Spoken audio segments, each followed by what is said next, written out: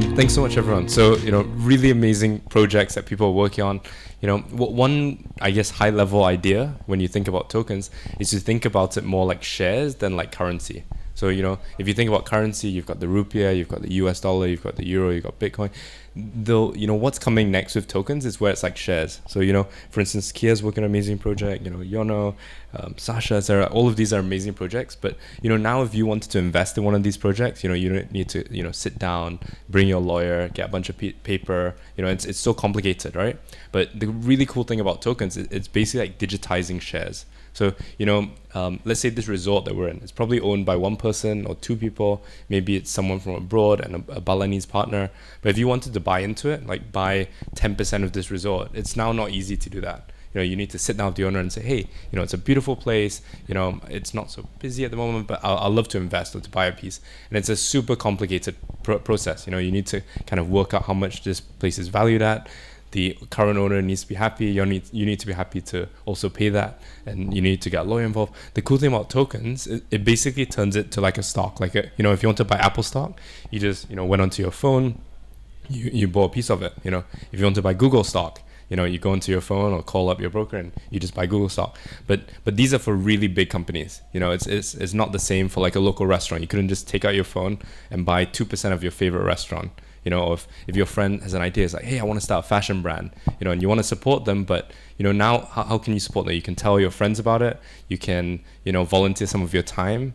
But if this fashion brand becomes the next Donna Karan, or becomes the next Emporio Armani or big name, you don't really benefit from that. You'd be like, well, I was helping her out when nobody else would carry her clothes around, his clothes around, But now the cool thing about tokens, it basically allows that value to be shared. So it's kind of like, when the internet came out, people are like, the internet's not going to take off. People won't buy stuff online. Amazon, they sell books, but I want to go into a bookstore. I want to read the back of the book, scan a few of the pages, and then I'll buy a book. And everyone's like, the internet's not going to take off. Or accessing information. Before the internet came out, you didn't really have all access to all this knowledge on Wikipedia or Google, and then people are like saying, the internet's going to change information. It's going to give you access to find out, if you want to travel to, Nusa Lembongan, now you could ask a friend, or you could just search on Google, search on Wikipedia and find out what's good there, right? So the internet really transformed information. Now, everybody, uses the internet. And then 10 years ago, 12 years ago, the iPhone came out. And it used to be like a bunch of geeks, a bunch of nerds who were lining outside the Apple store, and everyone had a Nokia or a phone, and I was like, who's paying $1,000 and sleeping outside the Apple store, right? And in this 10 years, now almost everyone has a smartphone. Even rural India, rural Indonesia, rural China, they might not have a clean toilet, but they have got a $40 smartphone, which is way more powerful than the first smartphone. So the mobile phone, you used to call someone overseas and it used to be $1 a minute. And now you can talk for an hour with someone, on Zoom with video, and it doesn't cost you anything, right? So it just shows how in, a short space of time, like how the world can change so much. So how do tokens relate to this? Now, money stresses a lot of people out. It's kind of like if people lose their job, if their business shuts down, they're kind of screwed. Like they're really, really in a difficult place. What's going to come next is where everyone becomes a micro investor. So like imagine like maybe someone has been in Bali 6 months, someone's been in Bali 2 years, someone's been in Bali 5 years, 10 years. They're gonna be able to say, look, I've bought into 7 restaurants, I've bought into 3 cafes, 2 musician friends. I bought into Yoga Barn when it started. I have a piece of alchemy when it was just an idea. So everyone becomes like a micro shareholder. So like even running a cool fashion brand or a workshop program, all of us can just go, hey Jocko, what's your token? Like we want to buy a piece of it. And it basically allows the value to be distributed. So I guess that's on a high level, how tokens operate. It basically is the evolution of shares. Instead of using pieces of paper where you go to like, company's house or the registrar, or you set up a PMA, it's very complicated, expensive, a lot of question marks. You have to go talk to your lawyer and like, I hope you get it right so you don't get fined. Tokens are basically, making it close to free to set up an entity or a company. And then it allows, funds to be raised, it allows funds to be distributed. Yeah, so I guess that's on a high level of tokens. Maybe taking a few steps back. So what is the current stage of tokens, like the process? So the first like blockchain-based cryptocurrency token that came out was in 2008. That was Bitcoin. And how it started was this anonymous creator, Satoshi Nakamoto, he basically looked at the past financial crises, and he was so disgusted by what happened on Wall Street. So basically, in Wall Street, a lot of the bankers were selling selling investments which weren't as attractive which weren't actually worth what they were being sold for. So a bunch of people, were buying these mortgage-backed securities. It was like buying investment products which were not really worth anything. But these people on Wall Street were just selling it. And a bunch of people were like, okay, I'll buy into it. My banker is smart. He knows about finance. She knows about finance. I'm going to buy into it. And then what happened, a bunch of these investments became worthless. So in 2008, 2009, huge financial crises, all of the bankers, they got away fine. None of them went to prison, but they made a lot of money in 2006 and 2005 and 2007 from property going up, from Wall Street doing well. But then when it collapsed, they didn't have any repercussions or effects, and the government just, bailed them out. They were like, oh no, you messed up, we'll pay for you using all the taxpayer money, and nothing will go wrong with you. So basically, Bitcoin started because this anonymous creator said, we need a new system which doesn't depend on a government which could be corrupt. So they made this share, or this coin, this way of making payments. So like, I could send her Bitcoin, she could send him Bitcoin, he could send you Bitcoin, and it didn't really rely on a central party. So I was working at WikiLeaks in 2010, and the government froze our bank accounts,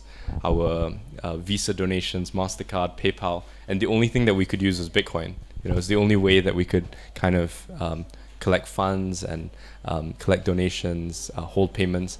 And then, Bitcoin carried on. In 2005, there was a 19-year-old called Vitalik Buterin. So he created this thing called Ethereum. And Ethereum basically looked at Bitcoin and it's like, wow, Bitcoin's super cool. It's this way of, making payments, of storing value without trusting a bank, and he created Ethereum. And Ethereum was trying to make a way to build other systems, other decentralized systems, which were like decentralized social networking, decentralized news.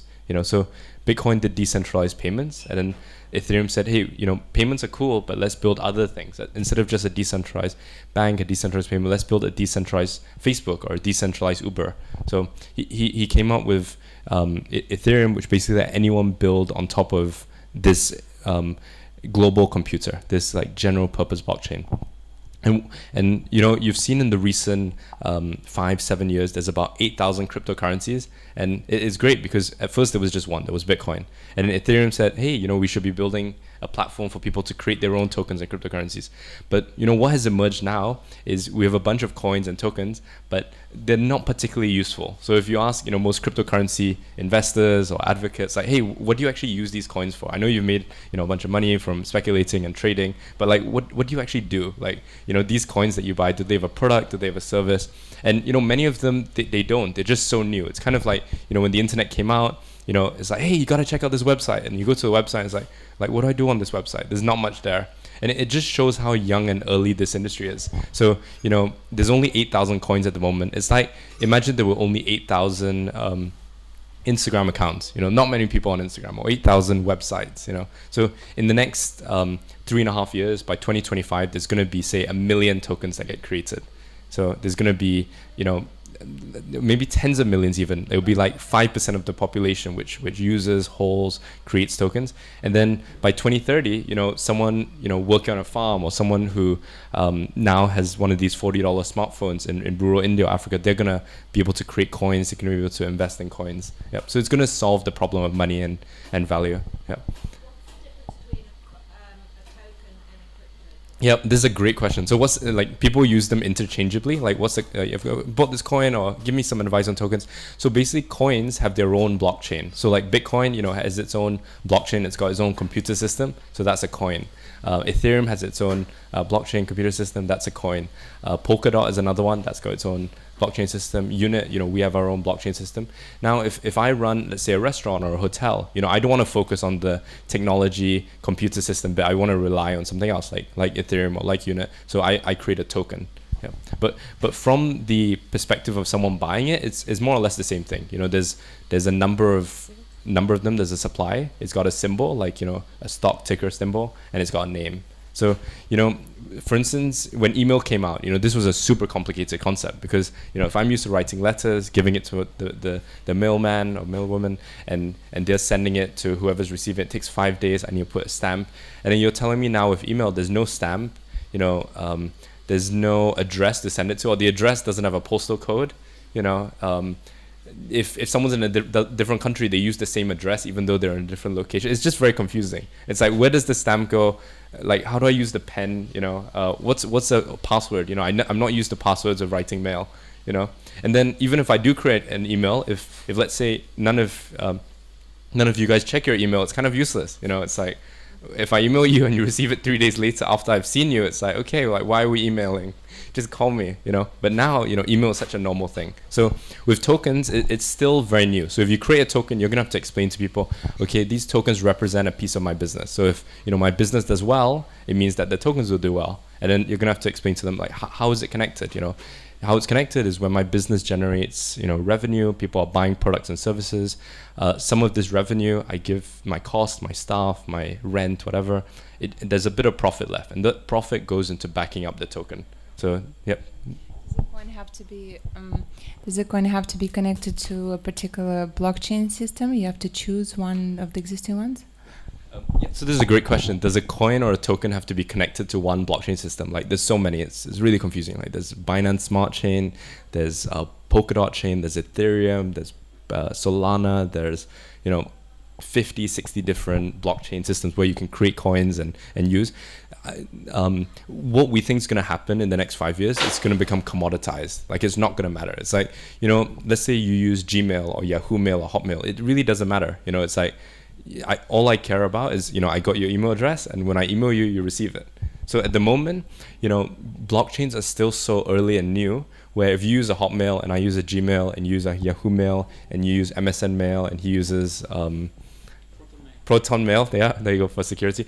None of us can email one another. So he can only email Proton Mail, she can only email Yahoo Mail, I can only email Gmail. Like, it's not interoperable, it's called. So the next evolution of the blockchain space is interoperability. So you create a token, it's not going to matter which blockchain you're issued on. The same way, if you make a website or you have a e-commerce business, I'm not going to ask you, like, what are you using, what coding language are you using to build it. All I care about as a token buyer, as an investor, is, bless you, if I bought some of your tokens, are they going to, if I give you some money, are you just going to be spending the money, and then once you run out of money, it just disappears? Or are you going to use that money to buy products and services and sell those products and services, make a profit, and then I get a piece of your profit? So everyone becomes like a micro investor. That's why a lot of crypto projects, they don't have a business model, and they say, oh, I don't need a business model, it's a cryptocurrency, or it just needs to be backed on the speculative value. So if people keep buying the token,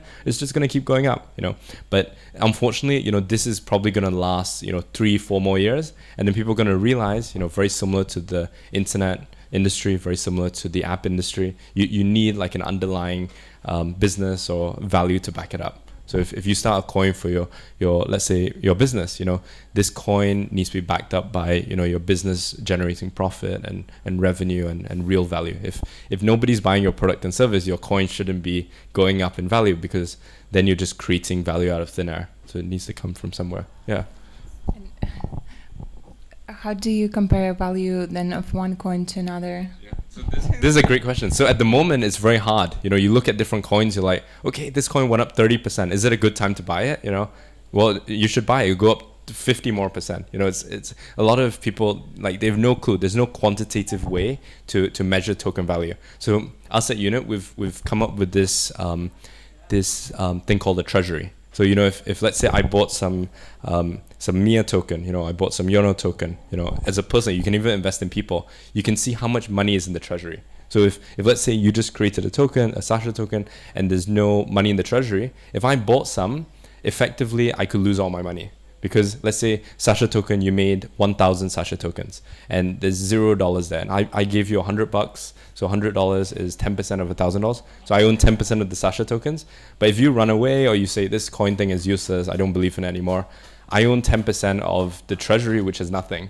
So it's, at least I knew when I bought into it, there's nothing in the treasury, you know. But if there was $500 there, at least if the project shuts or if it, you know, disappears, I only lose half my money. So if you, let's say, now put $2,000 in the treasury or $5,000 in the treasury, now if there's $5,000 there, there's 1,000 Sasha tokens. That means there's effectively $5 of value per Sasha token. So that way, me holding 10%, I own $500 worth.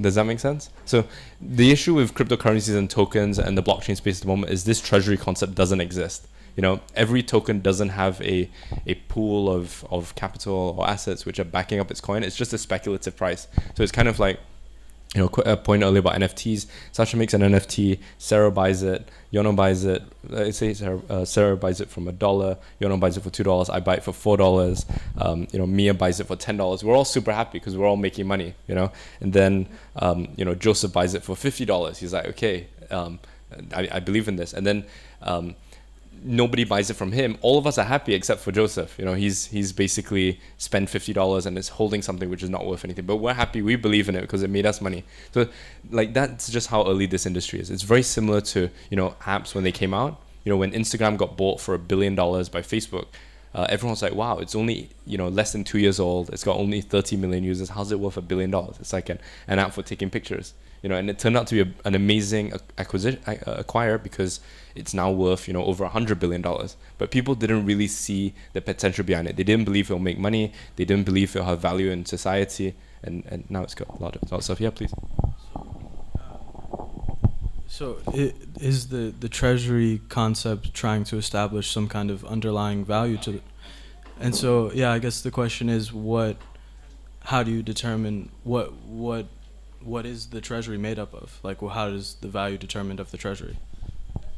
Yep, great point. So I guess it's up to the project to determine what goes into the treasury.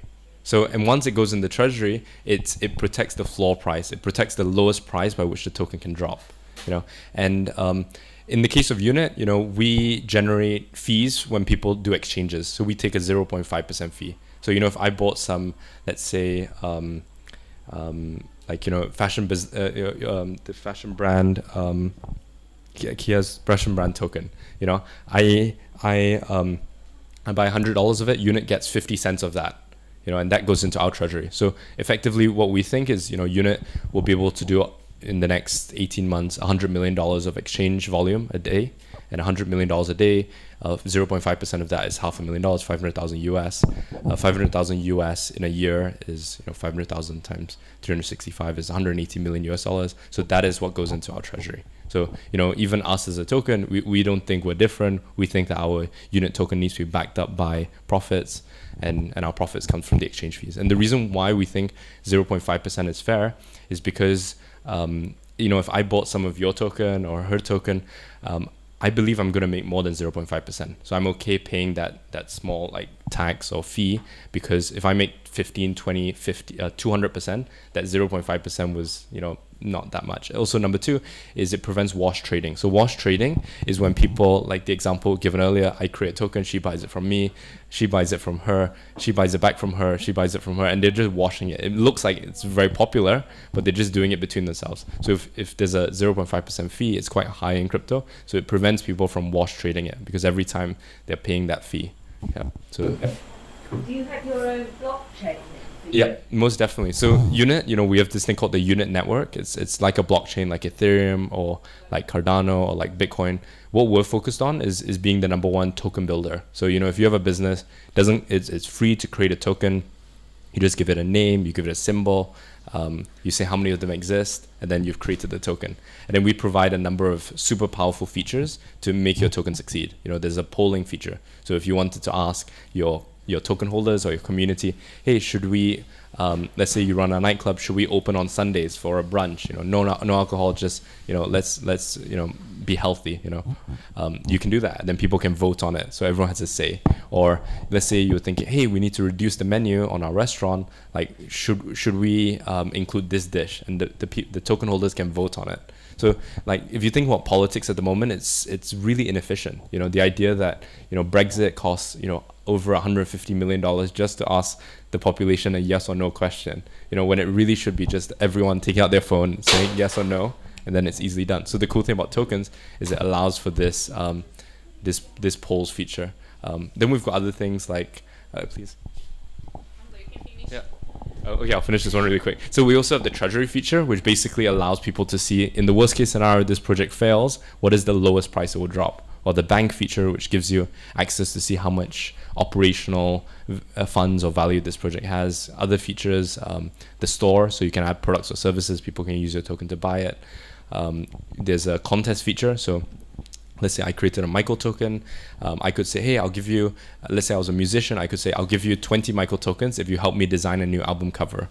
Or if you post a Instagram picture of my new album, then I give you some piece of my token for helping me promote myself. Yeah. So I believe you just answered my question, but I will ask it anyway, just to be sure. When you have, let's say that I create a token for my brand, and can I sell it for different prices, or people just buy more tokens to have more voting power, or how can I divide? Okay, this is our big stakeholders and smaller ones.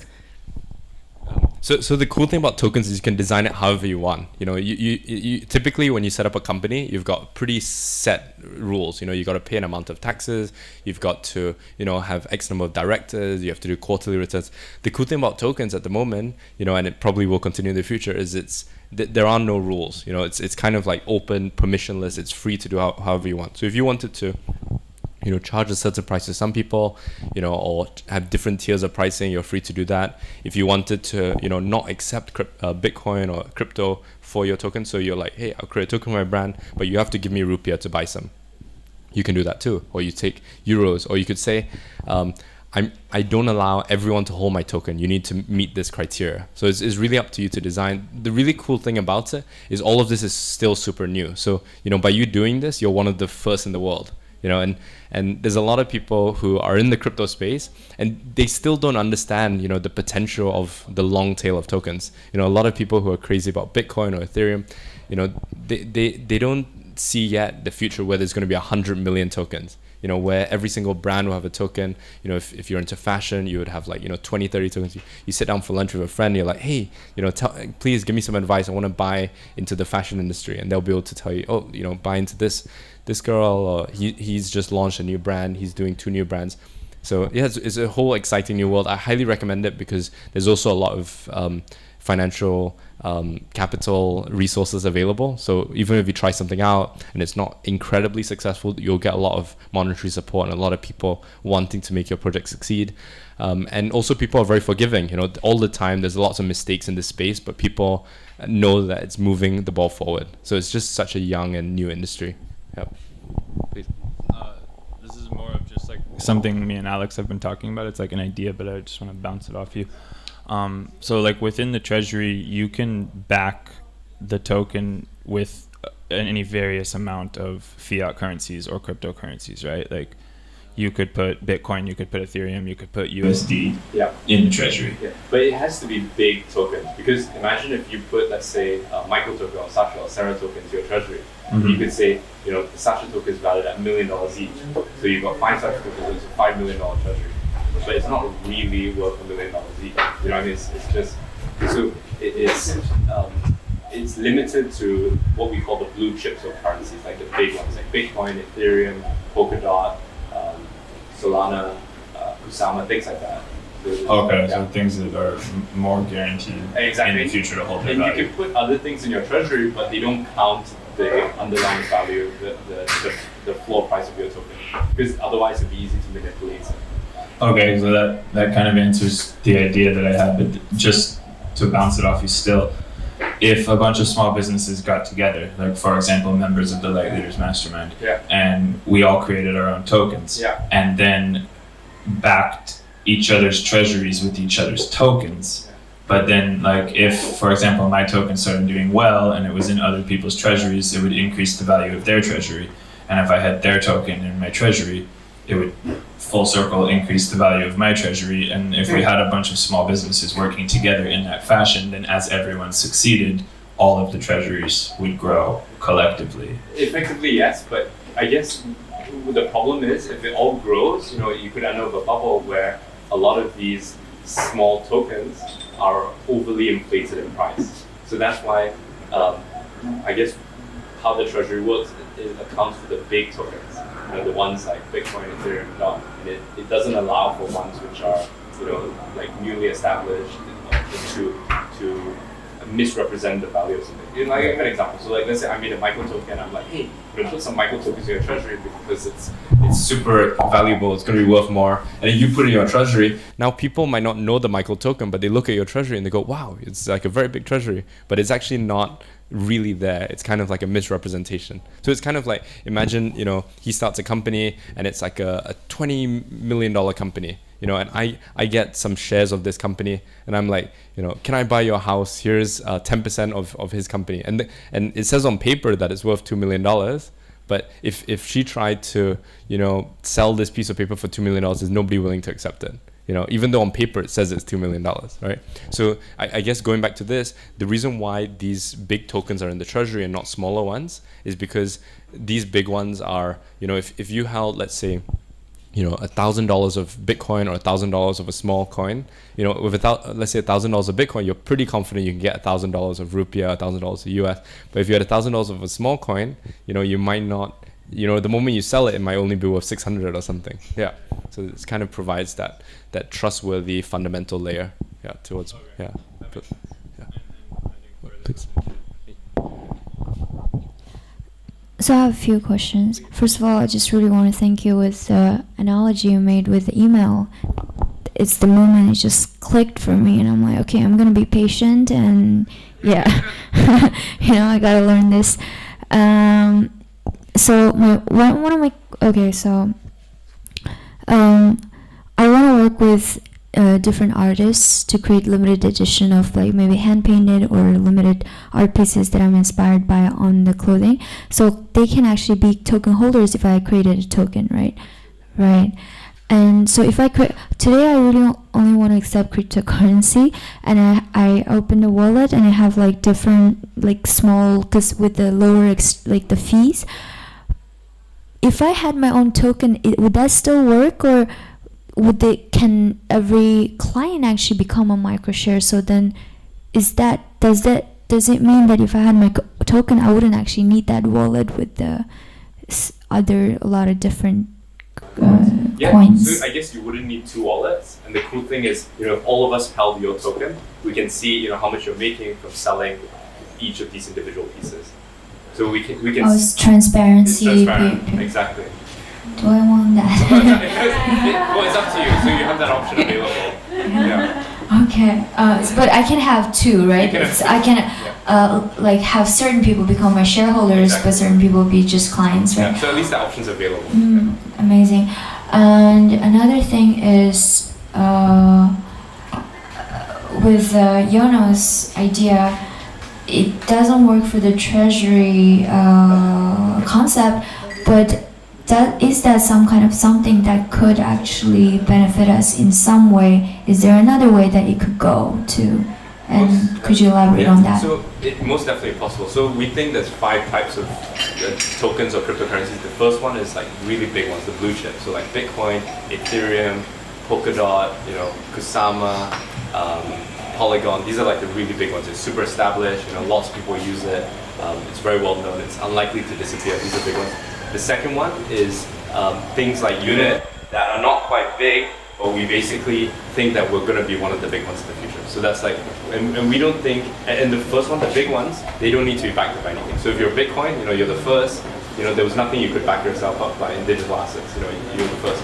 But then us at Unit, we think we need to prove ourselves by being backed up by Bitcoin. So you can check, let's say, the Unit treasury and see how much cash is there now backing it up. So we're like, we want to be one of the big ones, but we don't think we can just be the ones that can back up a speculative value. We need underlying value. And then the third one, we're also creating a bunch of industry and city tokens. So we thought, okay, how can we get the whole world to be using coins and tokens? We thought, okay, we can create coins and tokens for industries. So things like the art industry, the music industry, the fashion industry, the property industry. So we have like a fashion token, we have an art token, we have a music token, and we've got city tokens like a London token, a New York token, a Paris token. And these are also backed up by, the big ones like Bitcoin, Ethereum, Polkadot, Kusama, as well as backed up by unit. So these are the third ones. And the fourth one is more similar to what you're mentioning, is the agencies. So things like a community, things like a token agency, they basically help you set up tokens, and they also represent a community, and they also, they could be like a fund. So you could, own tokens of 100 different artists in Bali, and if we bought some of your tokens, we have a piece of these 100 different artists. Yeah. So instead of investing in each of the artists individually, we buy into your agency or we buy into your fund, and it represents a lot of different ones. Even though it's not in your treasury, if these 100 artists really succeed, then by us holding your tokens, we benefit from that. And then the fifth one is the project, so the lots and lots of projects. So can you go through again? So the big ones, those are like the blue chips, Bitcoin, Ethereum, Polkadot. The second ones are things like Unit. We don't think there's anything quite like Unit now, but we think in the next 3 years, a lot of people are going to see what we're doing and go like, hey, we're going to do the same. So we hope that there's more people doing what we're doing, help people create tokens. They're backing up, like if you wanted to buy into, a city of Paris, all of the tokens in that city, you can buy the Paris token. If you wanted to buy into the fashion industry, you buy into the fashion token, and it's like it's called an ETF, like an electronic traded fund, and it's like the stock exchange. So it's like a fashion stock exchange, or a music stock exchange, or the Paris stock exchange, or the Bali stock exchange. And how these industry or city tokens benefit is when there's a lot of warongs or a lot of restaurants, a lot of people in Bali who make tokens, the value of the Bali token goes up. So it's kind of like a way of capturing like an ETF, or it's called an index fund. And then the fourth one is the agencies. So like you would be set up an agency, you'll be representing a bunch of artists who come to you and say, hey, can you help me make a token, or can I become part of your fund? Can you invest in me as an artist? And then when people invest in you, they're indirectly investing in the artist or the individual. And then the fifth one is lots of projects. So we think that there's 7 billion people in the world. We think there's going to be like 2 or 3 billion tokens that will exist, and we're now so early where there's only 8,000 tokens. And even the 8,000 tokens that are issued, outside of the top maybe 100, most of them are like not even existing. The project has fallen apart. So that's how early we are in terms of this industry. So it's really exciting. Yeah, please. I've got 2 questions. The first one is, and if you addressed it, sorry, are you intending for all these tokens to be converted into coins? Is that the intention of unit trading? For all of these tokens that, because after today there might be a rush of people that want their own tokens naturally. Is the intention for all of these tokens to be converted to coins, or no? Or is unit traders, yeah. So great question. It was like, let's say after today there's 10, 15, 20, 15,000 tokens that get issued. What's going to happen next? Is it going to be converted to tokens? So the thing is, the word coins and tokens, they're kind of, more or less the same thing. It's like, imagine if you said website or web page. So it's like, do you have a web page or do you have a website? And it's really more or less the same thing. It's both are on the internet. So if you create a coin or a token, one of them might be connected to the underlying technology, but it doesn't really matter. So it's like kind of asking you, do you have a Gmail or do you have your own email? So it's like, say at mia.com. So hi@mia.com versus mia@gmail.com. It's kind of the same thing. So when anyone creates a token or anyone creates a coin, all that really matters, is like, is there a business or is there a community that's creating value to back up that token or coin? But not all coins make it. Sorry, not all tokens make it to coin status, right? The token, my understanding is it's the preparatory stage into. I mean, the project we were on, it was a token and it never made it. Yeah. So I guess, so a token is like, on Ethereum's like a platform for creating tokens. It's not super easy to use. It's very expensive, but it was the first like place where you can easily create a token. What happened was, in 2017, projects raised hundreds of millions of dollars. And then once they raised all this money, they were like, okay, I'm going to build my own platform for creating coins or tokens, right? So they started off as a token, they raised a bunch of money, and then they used this money to build their own technology or blockchain. So I guess to think about that, it's really not going to be that important to build your own blockchain. So it's not that important to become a coin, because really where you want to be at is you want to be a successful token because the blockchain part, the coin part is going to become irrelevant in the sense that people are not going to care which platform you use. So like, sometimes people say, hey, why are you using Ethereum? You should be using, Binance Smart Chain, or you should be using Polygon, or you should be using Solana. That's going to do really well, or Polkadot. But very soon it's just not going to matter. Like it's going to become commoditized. And I really like this talk from the Ethereum co-founder Gavin Wood, who started Polkadot. He said that, technology comes in phases. Like 40 years ago, people used to think about, which computer you would use. Was it Compaq? Was it Sony? Was it HP? And then, the computer didn't matter. It was the operating system. Are you a Windows, Mac, Lotus? And then the operating system didn't matter because it was all online. So it was like nobody cared about whether it was Windows or Mac. It's like they're all in the browser. And then from the browser, it shifted to apps. So it's like now iPhone or Android. So it comes in phases. And I guess the next phase of that is where the blockchain part doesn't matter. It's more or less the same. Yeah. Yeah, please. Coin through unit trading, and you said that there was a facility to help promote that. What does that structure look like? What's the sequence of that promotion? Yeah, most definitely. So we basically have a coin builder. So it's super easy. You create an account. You let's say you have a business, a restaurant, a brand. Any kind of organization, community. You've got a intentional village, whatever. You basically give your token a name. So you like we're doing 2 village projects here in Bali. One of them is called the town token, TOWN. We call it Unit Town. There's going to be 1 million supply of it, and that's the coin issued. And then what happens next is these coins get sold to our community, our friends, our advisors, our team, and then it's basically being sold. So they give money, and that money goes into building the stuff, or buying the land, or paying salaries. And then the goal is that this money gets used to build facilities like this, and then people pay for the facilities, which reward the people who funded the token. Yeah. In terms of what we do at Unit to promote and provide value to tokens, we have 5 things. It's called CVMUN. So we have conferences, that's the C, and we host conferences every 6 months. So this month we're doing a bunch of crypto conferences, month of October. November we're doing a bunch of industry forums and conferences, and in December we're doing a bunch of city forums. So tonight is actually our World Solana Forum. So we have like 22 speakers, like super high profile. Next week we have a World Polkadot Forum, a World Cardano Forum.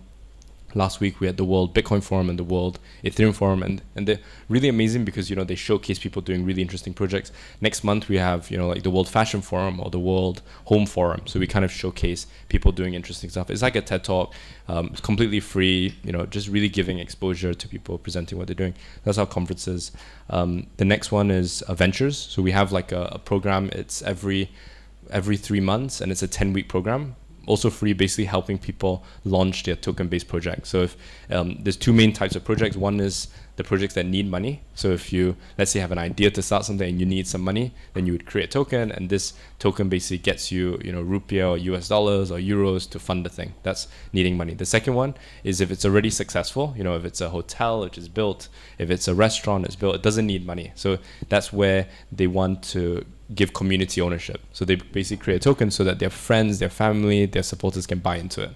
So that's our ventures program. There's the ones which need money and the ones which are already operational and just want to sell.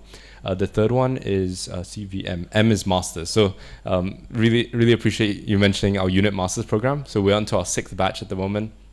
It's been a huge success because it's given people a lot of insight into understanding this token economy. So it's kind of like, email when it started, people needed to learn how to send an email. People needed to know what a password was, what the @ is. So we have this 6-week program. It's also free, teaching people how to use the token economy. And we've got a bunch of super amazing speakers, like experts in their field, sort of making it really easy and digestible, and they kind of explain why their project is important or why it's relevant. U is our university, so this is like a Wikipedia for the token economy, so people can learn a lot of these concepts and kind of read research reports and information. And then N is our unit news, where we basically cover interesting projects, we provide updates and news reports. Yeah. That's the CVM. And each project that's launched, we call it, we have this organizational structure called MOPS, MOPS. So it goes, M is for marketing, O is for organization, P is for product, and S is for sales. So we think every single company, every single community, every single project should have a marketing team, an organization team, a product team, and a sales team. And if it doesn't have this, then it's just not well organized, because if you're trying to build the product while also selling and also marketing, then you can't do it really well. You know, if you're doing marketing, you're getting people to hear about it, you're getting reach, you're getting people foot in the door, then you shouldn't be selling. You know, you should be getting people to hear about it. If you're very good at, you know, once people hear about it, to get them to buy the stuff, then you should be on the sales team. You know, if you're responsible for building the product, then you should really focus on that. So even our ventures program, in our conferences, we try and support projects so that they follow this MOP structure. Yeah. Please. Two questions actually. First, can the tokens be used for fundraising, or also like patrons, you know, people who want to support your business but they don't want to take a profit? And also for the ones who take a profit, how does it work with the payoff? Is it monthly or yearly, or how it works? Think. Yeah, this is a really cool point. Like, what can you use tokens for? So, like, a really fun project that we're doing in Chengdu, there's this road that connects Brawa and Chengdu. It's like the shortcut, and you know, this project needs $150,000. You know, and you know, nobody's put $150,000. So we basically made, you know, 150,000 tokens, and if you donate $1, you get 1 token. So it has no business model, because, you know, there isn't a toll charge. You know, there's no money from the advertising of the billboards to fund the token. But what it does is it allows people a secondary market, or be able to trade on the benefit that the road offers. So imagine a very simple example. Imagine if the three of us funded a library. So now it will be, you know, we'll have our names on the front. You know, it'll be that Michael, Sarah, library. We'll feel really good about it. It's a tax write-off. Like, that's very common, right? Philanthropy. But the next evolution of that is where, let's say, a library needs $100,000, or the shortcut needs $150,000. You know, 50 people can chip in $3,000. The road gets funded. Everyone's happy and benefiting from it, and we can sell our stake in that road to someone else who's benefited from it. So it basically shows how, you know, you mentioned a Patreon. You know, if someone creates amazing podcasts or videos or documentaries, they can create a token, and their fan base and community can buy into it, and then it's basically a win-win. You know, if you spot like a YouTuber or Instagram content creator early on, and you're like, wow, you know, she's got amazing potential, incredible voice, very charismatic, has lots of passion, I want to support her. And you give her some money, and you get a tiny piece of her token economy. And then let's say you don't have any money, you're like, oh, I wish I could support her. You know what I'm going to help promote her or publicize her. Or if you're a really good graphic designer, you can do some work for her, and then she's going to give you some of her tokens, and it basically creates like a win-win scenario. Yeah. Just 5 minutes. All right, cool. So maybe 1 or 2 more questions. All right. Just about the shortcut. So is the benefit of funding using a token rather than just normally funding the fact that you kind of digitize the value of the shortcut at that point? And more than that, I would say it's more than that, it kind of shows how an asset which doesn't generate value, doesn't generate profit, still has value. So, you know, like, let's say I put in 10%, I put in $15,000, you know. Typically when I donate $15,000, I'm not expecting anything. I'm like, okay, you know, it's a tax write-off, I feel good, whatever. But the cool thing about this is, if I put in $15,000 and the road gets built, someone else could, you know, instead of paying $1, they could pay $2 for the shortcut tokens, because they're like, wow, these guys actually pulled it off. And then I made $30,000 from it if I sold my 15,000 shortcut tokens, and I can support 2 other projects. So it basically, you know, turns philanthropy or social impact projects to have a return. And then it basically, you know, makes anything like an investable asset. So imagine you could be, you know, a musician, and you know, you might not charge for your music, but your music has value. You know, so all of us could basically buy your token, and then, you know, when you create amazing content, someone else could buy it for more. But we would really advise projects to have a business model and underlying value, because otherwise the treasury just doesn't go up. So it's kind of like, imagine the shortcut token is $1, 150,000 tokens. Fair enough, the thing gets funded, but since there's 150,000 all went to building, there's $0 in the treasury. And even if someone else buys it for more, you know, the $0 doesn't increase. Actually, with Unit, we do take a 0.5% fee off every trade, which goes into the treasury. So it does increase, but it's not really a business model. Yeah, I mean, just to kind of like build off of that, because I was thinking about it before. with the treasury, I was still kind of trying to wrap my head around it because it's just a pretty interesting concept. But essentially, you're trying to create some kind of fundamental value, and with a floor price that it can't go below that. But I guess I'm just trying to understand, like, how do you do that? Like, I understand you're using, like I understand you're using blue chip stocks, and they're less volatile than other, or not stocks, coins that are less volatile, but they're still, subject to volatility. And like, how does that differentiate from just like a normal, token that launches and does a pre-sale and all that, Great point. So really quickly, when you do a normal coin, you do an ICO, you do a token sale, there is no floor price. So, if you buy into a coin or a token, or, like they said, initial exchange offering, now it used to be ICOs and STOs, whatever, there is no floor price. So meaning if you bought an NFT or you bought a token and nobody buys it from you, effectively it's worthless, because if you tried to sell it to someone, nobody's buying it from you, there's no, like, you can't do anything with it. The cool thing about a treasury is if you gave that token to your treasury, at least you can get a piece of the treasury. So if let's say, you had 100 tokens of this resort, and there's $0 in the treasury, with those 100 tokens that say represent 10% of the resort, it's technically worthless. Meaning you could say this resort's very valuable, but if nobody's willing to buy those 100 tokens, it is valueless. So if this resort generates, money from rent, it generates money from events, this money goes into the treasury, at least you know what the floor price is for the token. So it gets locked in there. And even the operators of this, they can't take that money out. So it's like dividends, like, you profit, you put into this piggy bank, and then all the token holders, they know, wow, this piggy bank is growing really big. It means that the token price is growing really big. So like Binance generates a lot of fees. If they had a treasury, all these fees would have gone into the treasury. Yep.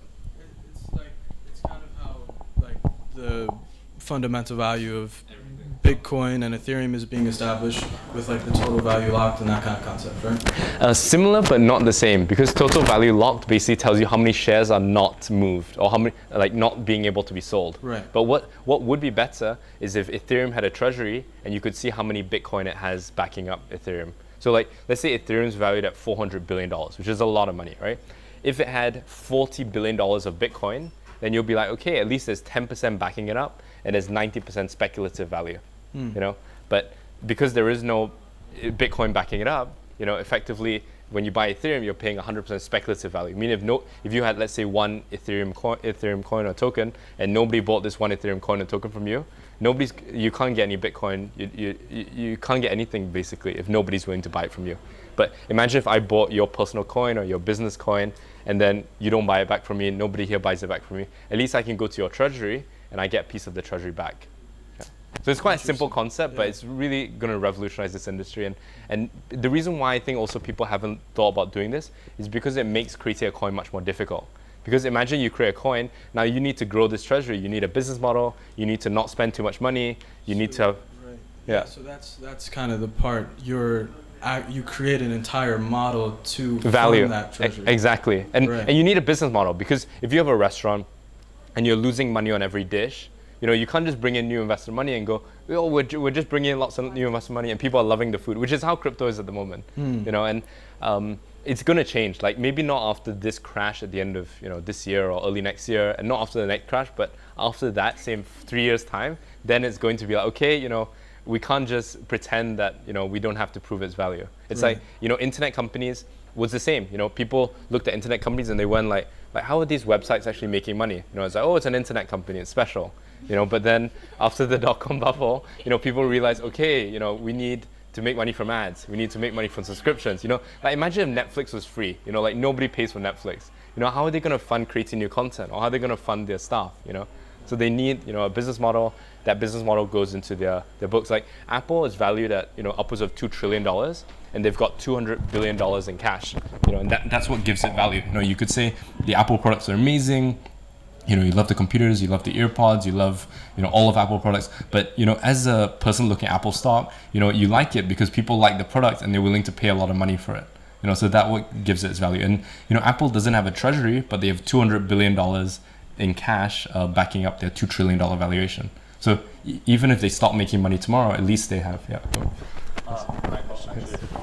Right, well, thanks so much, guys. We do have a panel coming up later today where you'll be able to ask Michael You know, it's actually an important one. Yeah. Short. Yeah, it would be short. With a short answer. Yeah. One thing is clarification. So let's say you're a restaurant in Bali, you make money, then you make profit, then you get taxed on the profit by the Indonesian government. And then from that profit, you could potentially buy some Bitcoin and put it in the uni treasury, right?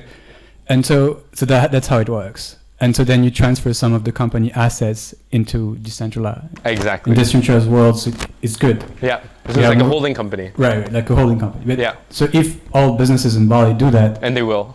the government won't like it because they will lose power and they'll say, well, if you do that, you can't operate your restaurant.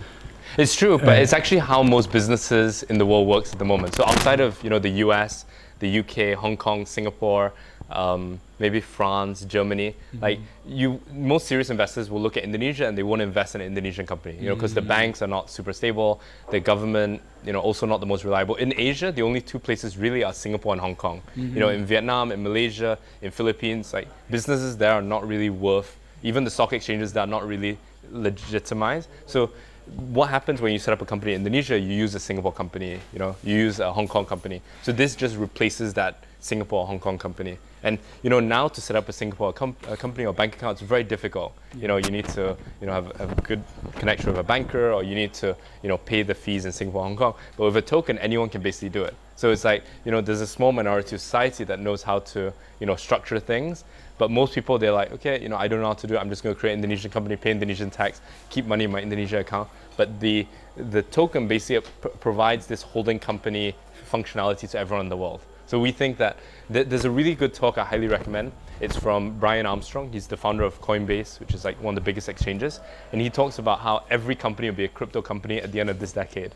And it sounds quite ambitious, it's only 8.5 years away, but I'm pretty confident that we'll get there, because initially it'll be like incremental growth, and then it's going to be exponential. Like it's going to be overnight. It's like, oh my gosh, like, we've got to make a token. Like in a matter of a year, there'll be like hundreds of millions of things creating tokens. Yeah. Yeah, like a way you want to wrap it up? And I think it was good. I mean, thank you so much, everyone. If you have any questions or thoughts or any way I can help or support, I'd love to get behind. Yeah, thank you. Thanks, Michael. Where can you buy the unit? Yeah, for sure. So I'll send you an invitation.